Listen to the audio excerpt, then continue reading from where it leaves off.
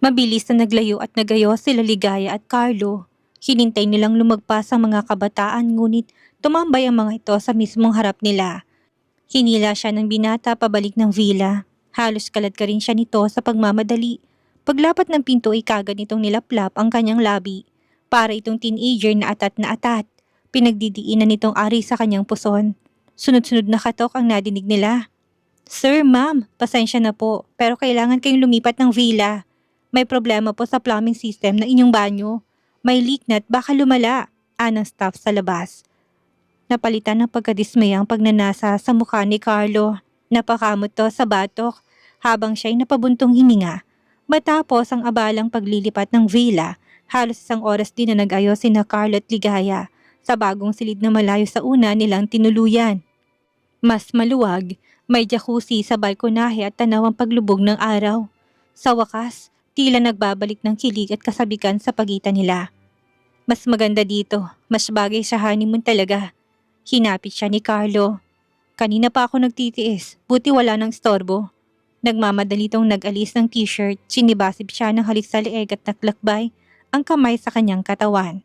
Ngunit sa mismong sandaling yon, isang mabilis at sunod-sunod na pagkatok na tila walang pasensya ang bumasag sa kanilang sandali. Carlo, iho, nandyan ka ba? Buksan mo nga itong pinto, anang boss ng babae sa labas. Namilog ang mga mata ni Carlo. Napahawak ito sa sentido. Napilitan si Carlo na tumigil at magsuot ng t-shirt. Binuksan ang pinto. Bumungad ang kaibigan ni Mommy Cecilia, nakasuot ng sombrero, floral dress at may dalang tray ng mga prutas at wine. Kasabay ng ngiti nitong mapanghusgang tingin kay Ligaya sa loob ng kwarto. Carlo, may dala akong fresh fruits. Nagulat talaga ako. Ang bilis mo namang mag-asawa. Ang ganda na napili mo ha? Pero hindi ko siya kilala. I mean, anong negosyo ng pamilya niya? Bagamat nakangiti siya, hindi maitagong inis sa pangmamata ng matanda. Mukhang balak pa nitong pumasok sa loob kay hinarang ni Carlo ang baraso sa pinto. Tita, medyo pagod po kami sa paglalakad sa dalampasigan. Gusto po naming magpahinga. Tumawat ngunit hindi pa rin umaalis. Ay naku, naintindihan ko.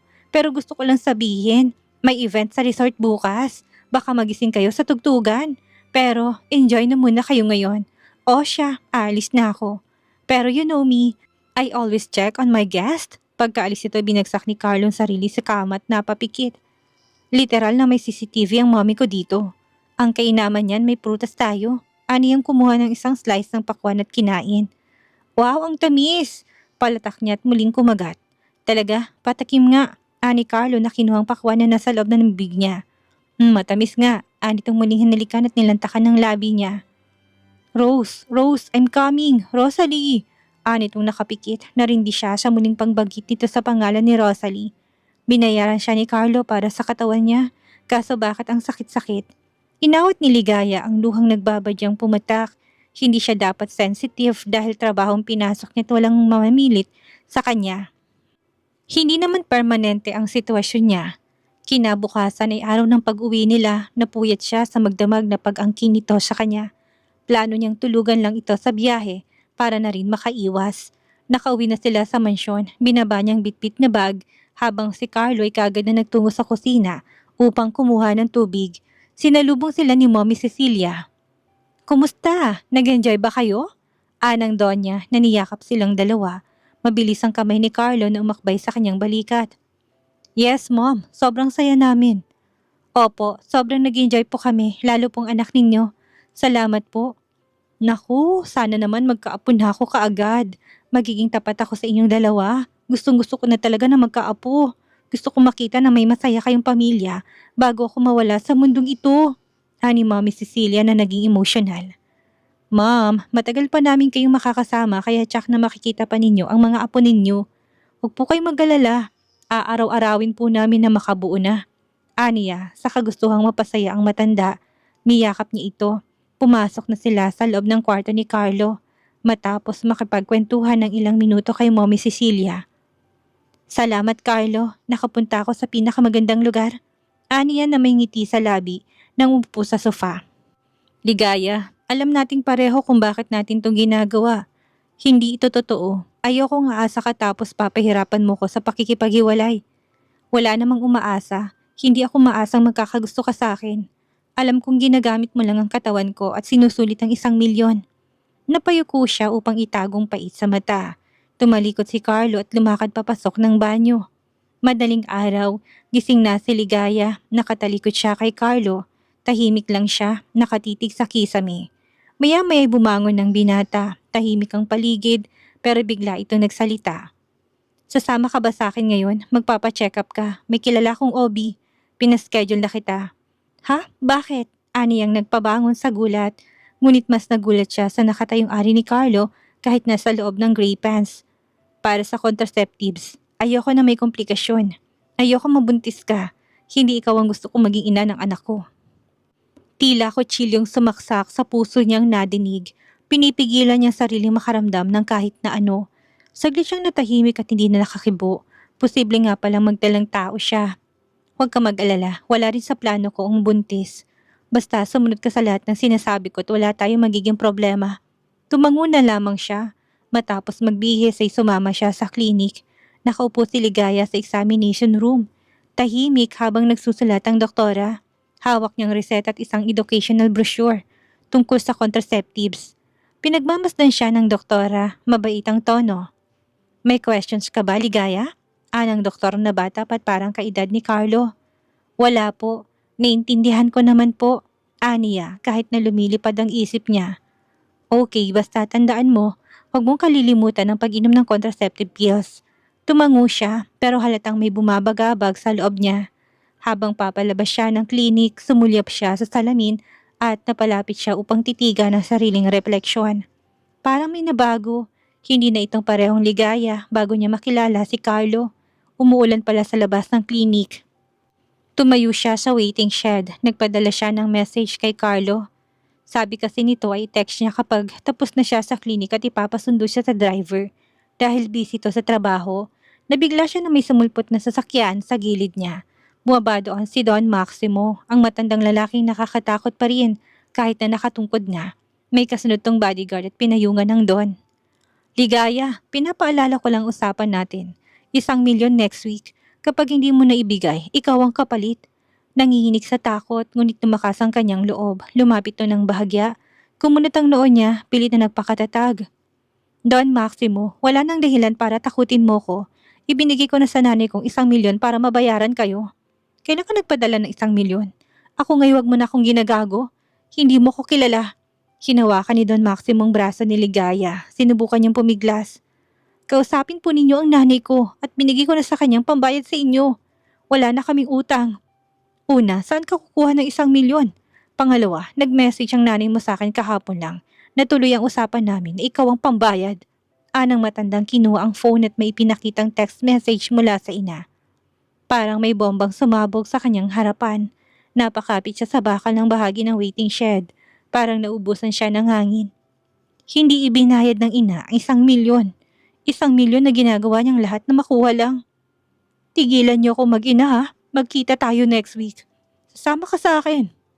Gusto kong matikman ang berheng kagaya mo. Don Maximo, nasa nanay ko na po ang 1,000,000. Tatawagan ko po siya. Ngunit ilang ring na ay hindi sinasagot ng nanay Shirley niya. Kinuha ni Don Maximo ang phone nito sa bulsa at tinawagan ng kanyang ina. Hello Shirley, gusto kang kausapin ng anak mo. Anitong inabot sa kanyang telepono. Nay, ipinadala ko ng 1,000,000. Bakit hindi po ninyo ibinabayad kay Don Maximo? Bakit ka nakasigaw? Gaga ka? Gusto kong palaguin kaso natalo ko sa kasino. Kaya nabawasan kong pambayad. Nay, ibalik niyo na sa akin kung magkano natira. Gagawa ko na paraan na mabuong 1,000,000 para matapos ang problema natin. Ani ang nagsisikip ang dibdib at kuyumang palad. Hindi na, gagawin kong puhunan ang natira. Sumama ka kay Don Maximo matapos ang paghihirap natin at maging maginhawa ang buhay nating lahat. Para siyang pinagsakluban ng langit at lupa sa sinabi ng sariling ina. Maliwanag ang sinabi ng nanay mo. Sumama ka na sa akin nang wala ng problema, sabi ni Don Maximo. Nakikiusap ako, nabigyan niyo pa ako ng konting palugit. Babayaran ko ang 1,000,000. 1 linggo, kapag hindi mo ako nabayaran, sasama ka sa akin sa ayaw at sa gusto mo. Anitong umalis na. Dumating ng kanyang sundo. Hindi maiwasang mapaluhan ni Ligaya habang sakay ng kotse. Kailangan niya maglabas ng 1,000,000 sa 1 linggo. Si Carlo ang pag-asa niya. Sinabihan niya ang driver na gusto niyang puntahan sa opisinang binata. Namangha siya sa napakataas na gusali sa kanyang harapan. Parang gusto niyang umatras kaso'y kailangan na niyang makausap si Carlo. Inihakbang niya mga paa papasok. Abalang-abala ang reception area. Simple ang damit niya pero maayos naman. Nakasmile siya at excited. Namangha siya sa disenyo ng loob ng building. Sobrang yaman pala talaga ni Carlo. Napadaan siya sa tila exhibit ng mga mall na pag-aari ng Velasquez Realty Corporation. Lumapit siya sa front desk kung saan nakaupong receptionist. Nasa gilid naman ang dalawa pang empleyado. Hi, saan ko po makikita si Carlo? Nagkatinginan ng tatlong staff. Mataas ang kilay ng isa, tila ba sinusuri siya mula ulo hanggang paa. Do you have an appointment? What is your name? Medyo matari ang tono nito. Ligaya po, girlfriend niya. Wala sa loob na nasabi niya. Sandaling natahimik ang paligid. Nagkatinginan ng mga babae, tapos sumabog ang pabulong na tawanan. Pasensya ka na ha, Miss Ligaya. Walang girlfriend ng CEO ng Velasquez Realty Corporation. Kung isa ka sa mga stalker ni Sir Carlo, umalis ka na bago namin tawagin ang security. Girlfriend niya talaga ako.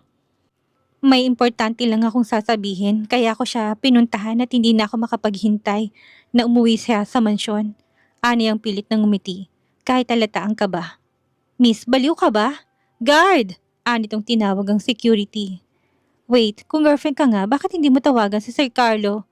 Kung may relasyon kayo, tsaka na may private number ka ng boss namin. Anang isa pa na tila nais siyang paglaruan. Teka, ani ang kinuha ang phone sa bag pero naiwan niya ito sa kotse. See? Desperada. Huwag ka nang babalik dito kung hindi papapulis ka namin. Delulu ka girl. Ambisyosa ka. Sa tingin mo papatulan ka ng CEO? Tumalikod siya at mabilis na umalis. Muling nagbulungan ng mga babae. Buti na lamang at nakita niya si Carlo na naglalakad. Carlo! Sandali lang! Ani ang nabuhayan ng loob. Ngunit bago siya tuluyang makalapit, biglang humabol ang receptionist na kasamang security guard. Agad siyang hinarang. Malapit na siya kay Carlo na ngayon nakatigil at nakatingin sa kinaroroonan niya. Miss, bawal po ditong outsider. Kanina po kayo nangungulit sa staff. Tapos ngayon gusto mo pang habulin ng CEO. Hindi ako outsider. Kakausapin ko lang si Carlo. Ani ang pinilit na maging kalmado dahil baka mapahiyang binata. Talaga? Bakit ka nagpapanggap na girlfriend mo si Sir? Miss, kung stalker ka, may protocol kami dito. Nanginginig ang kamay niya ng hawakan ng security guard pero pilit na nakatayo ng matuwid. Hindi ako stalker. Lumingon siya kay Carlo. Umaasang tutulungan siya ngunit tahimik ng ito't bakas ang gulat nang makita siya. Marami ng empleyadong nakatingin sa komosyon. Kumawala siya sa pagkakahawak ng guard at tumakbo palapit dito. Carlo, may sasabihin lang ako sa'yo. Sir Carlo, pasensya na po pero kailangan namin kayong protektahan. Itong babae pong ito'y nanggugulot, nagpapakilalang girlfriend ninyo. Sinanyasan na CEO ang security guard at ang receptionist kaya siya binitawan. Look, I'm busy. Ang tanging nasabi nito tuluyan ang lumabas ng kumpanya. Umugong ang bulungan, mabilis at malalaking hakbang niya upang maabutan to. Hindi siya dapat magaksaya ng oras. Ngunit usok ng sasakyan na lamang ang naabutan niya. Kaya umuwi na siya, medyo humapdi ang puso niya nang maisip na ikinakahiya siya ng binata. Ngunit aminado siyang hindi niya dapat ipagsabing kasintahan siya nito. Hinintay niya ito ngunit nakatulugan niya na lang ay wala pa. Nalimpungatan siya sa pagbukas ng pinto. Hello, kumusta? Pagod ka ba? Gusto mo kumain? Ani ang parang asawa. Hindi ko gustong pagpunta mo sa kumpanya. Sa harap ng mami ko lang tayo nagpapanggap. Hindi mo kailangang ipaalam sa buong mundo na girlfriend kita. Ani itong malamig ngunit halatang galit. Pasensya ka na, may kailangan ako sa'yo kaya kita pinuntahan. Anong kailangan mo? Pera? Paano mo nalaman? Oo, kailangan ko ng pera. Hindi na ako mahiya sa'yo. Pautangin mo na ako ng 1,000,000. Bakit ka uutang ulit ng 1,000,000? Anong akala mo sa akin? Namumulot ng pera? Huwag ka na magtanong. Personal to. Huwag mo nang pakialaman. Pahiramin mo na lang ako. Magbabayad ako, pangako. Saan mo dinalang 1,000,000 na ibinigay ko noong isang araw? Umiwas siya ng tingin. Pinilit na maging kalmado. Hindi mo kailangang intindihin. Ako ang may problema, hindi ikaw. Malit na halaga lang naman sa'yo 1,000,000. Exactly. Ikaw ang may problema pero bakit ako na naman ang nakikita mo solusyon? Natameme siya. Wala akong ibang malalapitan kung hindi ikaw. Ikaw lang ang pag-asa ko, please. Pangako gagawin ko lahat ng gusto mo. Hindi sapat yung dahilan mo para umulit tayo sa ganitong klaseng transaksyon. Anong tingin mo sa akin? Bangko? ATM machine? Naiyak siya ngunit kumurap ng ilang beses upang awatin ng luha. Ayaw niyang idamay si Carlo sa problema niya. Hindi naman ganun ang tingin ko. Kaso wala na talaga akong ibang malalapitan. Kung hindi mo ako matutulungan, iintindihin ko. Mabuti naman, wala na akong plano maglabas ulit ng pera sa'yo. Nitong ibinagsak ang katawan sa kama. Mukhang pagod ito tapos sinalubong niya ng paghingi ng pera. Pagod ka ba? Gusto mo ba ng massage? Magaling ako magmasahe. Dati ako masahista. Ani ang sinantabi na munang problema. God will provide. Palagi naman hindi siya pababayaan ng Diyos. Makakagawa siya ng paraan. Hanga ako sa'yo. Lahat ng gagawin mo para sa pera. Matindi ka talagang babae ka. Asik ni Carlo paglapit niya. Bumangon si Carlo at pumasok sa banyo upang maligo. Hinintay ni Ligayang paglabas nito. May hinanap siya sa bag at nakita niyang maliit na bote ng langis at kumuha siya ng isang tuwalya. Carlo, gusto mo bang imasahe ko ang likod mo? Parang pagod ka kasi. Lumingon si Carlo at sa halip ng ngumiti. Napakunot ang noo. Kahit na anong gagawin mo, hindi kita papahiramin ng pera. Napaatras si Ligaya. Kita sa mukhang pagkabigla at medyo nasaktan kahit nasanay naman siya na minamaltrato ng nanay at kapatid. Hindi kita pipiliting bibigyan ako ng pera. Gusto lang kitang tulungan na gumaan ang katawan mo. Aniyang napayuko. Gusto ko magpahinga. Umalis ka dyan. Maingat ang mga hakbang niya. Hawak pa rin ng maliit na bote ng langis. Alam kong pagod ka. Mas mararelax ka at makakatulog kapag minasahe kita. May hinahong sabi niya. Hindi umimik si Carlo. Bumuntong hininga lang siya. Pero hindi umalis. Dahan-dahan siyang lumapit at naupo sa gilid ng kama. Binuksan niyang bote ng langis at pinainit sa palad ng konting oil. I-try mo muna. Kapag ayaw mo talaga, titigil ako. Aniyang sinimulang ipahid ang langis sa likod nito. Dahan-dahan niyang pinatong ang palad sa likod ng lalaki. Hindi siya tinaboy ni Carlo, ngunit nanatili itong tahimik. Pinisin niyang mga masa sa balikat nito, marahang kinapa ang tensyong naipon. Habang tumatagal, unti-unting lumalambot ang balikat ni Carlo. Napabuntong hininga ito ng malalim. Tila ngayon lang ito nakahinga ng maluwag matapos ang buong araw. Napangiti siya nang malaman nito. Na-relax ang binata, dumagan na siya sa likod nito upang mas maibigay ang puwersa. Nagulat siya nang humarap ang binata sa kanya. Makulit ka rin talaga. Tapusin mong sinimulan mo. Walang nagawa si Ligaya sa gustong mangyari ng binata. Gusto niyang mapaligaya si Carlo kahit nasa munting paraan. Hindi niya inasahan na napatawan niyang binata. Natawa din siya. Bakit ang ngiti sa labi ni Carlo ay nagdudulot din sa kanya ng tuwa?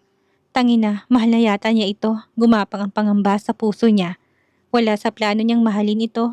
Hindi sila bagay. Ilang saglit pa'y narating nila ang rurok. Sa sobrang pagod ay mabilis na nakatulog si Carlo. Napatitig na lang siya sa mukha nito. May kirot pa din ang pagbanggit nito sa pangalan ng babaeng iniibig. Pero kung sumasaya to sa ganon ay malit na kabayaran ang munting kirot sa puso niya. Halos 2 buwan na lang naman. Pero bakit hindi pa man? Malungkot na siya, tila nais niya na pabagali ng sandali. Marahang umalis si Ligaya sa kama. Humiga siya sa sofa. Yumaman lang siya tapos ang problema niya sa buhay. Ayaw na siyang bigyan ni Carlo ng 1,000,000. Tila lumobong utak niya kakaisip. Maagang gumising si Ligaya para maghanda ng agahan. Naglagay siya ng 3 tasa ng kape sa mesa. Gumawa siya ng kape gamit ang coffee maker. Nagtrabaho siya ng barista sa sikat na coffee shop sa lugar nila. Kaya masarap ang timpla niya. Maya-maya pa'y bumaba si Mami Ceciliang nakangiti sa kanya. Napatingin siya sa matanda. Kung hindi siya bibigyan ng pera ni Carlo, baka pwede siyang humiram sa donya. Ngunit nakaramdam siya ng hiya. May ilang araw pa naman siya para maghagilap ng pera. Aba, Ligaya, ang sipag mo talaga. Napakapalad naman ng anak ko sa'yo. Naku, Mami Cecilia, maliit na bagay lang po ito. Si Carlo po kasi pagod palagi sa trabaho kaya gusto ko po siyang pagsilbihan. Ani ang pilit pinapasigla ang boses. Sakto namang lumabas si Carlo mula sa kwarto. Bagong paligo ito talaga namang upod ng gwapo. Nagkatinginan silang saglit. Walang salita pero may bahid ng awkwardness sa ginawa nila kagabi. Anak, halika na't kumain. Baka magtampo ang girlfriend mo. Pinagluto ka pa ng agahan. Malilate na ako. Sa opisina na lang po ako kakain. O sige, wala man lang bang yakap o good morning kiss bago ka pumasok? Kunwari pa kayo? Ang ingay niyo kapag naglalabing-labing. Nagkatinginan silang dalawa at pinamulahan ng mukha. Napalunok si Carlo at pilit na ngumiti. Nilapit niya ng konti ang ulo sa binata. Pagkasabi niya nito, bigla siyang hinalikan ni Carlo sa sentido na ikinagulat niya. Nakita ito ni Mommy Cecilia at natuwang kinikilig. Ay, ayan na. Ganyan nga anak. Naku, sana magpakasal na kayo at bigyan ako ng maraming apo. Umalis na si Carlo papasok ng opisina. Naisipan niyang dalahan ito ng tanghalian at para na rin makiusap ulit. Hirap maging mahirap, lahat lulunukin pati sa pride, pero gagawin niyang lahat para lang makabayad kay Don Maximo. Ang lobby ng Velasquez Realty Corporation ay puno ng empleyadong abala sa kani-kanilang gawain. Suot ni Ligaya ang simpleng blusa at maayos na jeans. May bitbit na insulated food bag, maingat siyang naglakad sa marble floor. Palingalinga at baka makita niya si Carlo. "Excuse me po, pwede po ba akong umakyat sa executive floor? Dadalhan ko po ng lunch si Carlo." Ang receptionist na naman kahapon, napatingin siya sa nameplate nito. Juvie ang pangalan ng babae. Mataas ang kilay nito, nakatingin mula ulo hanggang paa.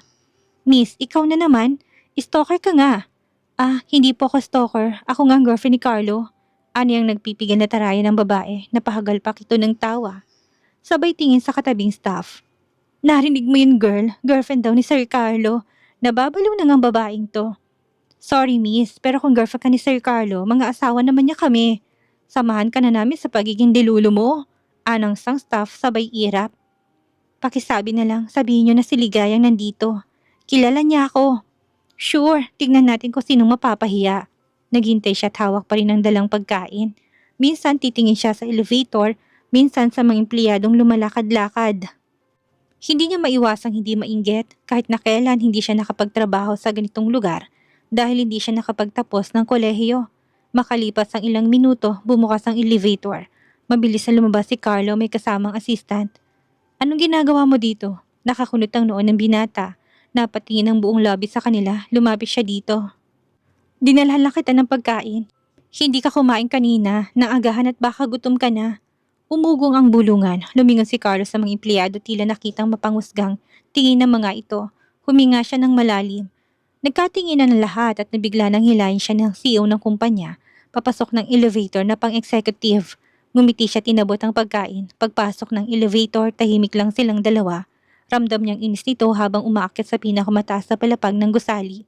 Pagdating ng opisina, agad isinara ni Carlo ang pinto, tumarap sa kanya. Seryoso to at halatang hindi natuwa sa nangyari. "Bakit ka pumunta dito?" Anang matigas ang tono. "Dinala lang kita ng pagkain. Ayoko lang na napapabayaan mo sarili mo. Baka magkasakit ka." "Ligaya, busy akong tao. Hindi ka pwedeng basta nalang susulpot dito at mga abala. Ang mami ko lang ang kailangan nating papaniwalain sa relasyon natin. Huwag mo kong bigyan ng kahihiyan." Anitong puno ng inis. "Pasensya na, wala akong masamang intensyon. Gusto lang kitang alagaan at..." Ani ang nasaktan. "Cut the crap? Kukulitin mo na naman ako sa 1,000,000. Tigilan mo ko at hindi kita bibigyan ng pera." Tumahimik siya. Bahagyang namasa ang kanyang mga mata pero pinilit niyang huwag umiyak. "Last na to. Please, Carlo. Kahit na maging sex slave mo ko, bigyan mo lang ako ng 1,000,000. Gagawin ko lahat. Papaligayahin kita sa kama." "Makulit ka talaga, no?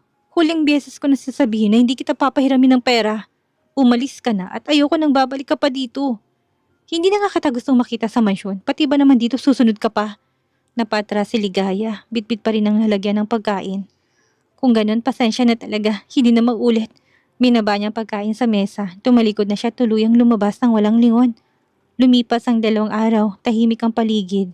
Huni lang ng mga ibon at ihip ng hangin ang maririnig sa malawak na hardin ng mansyon.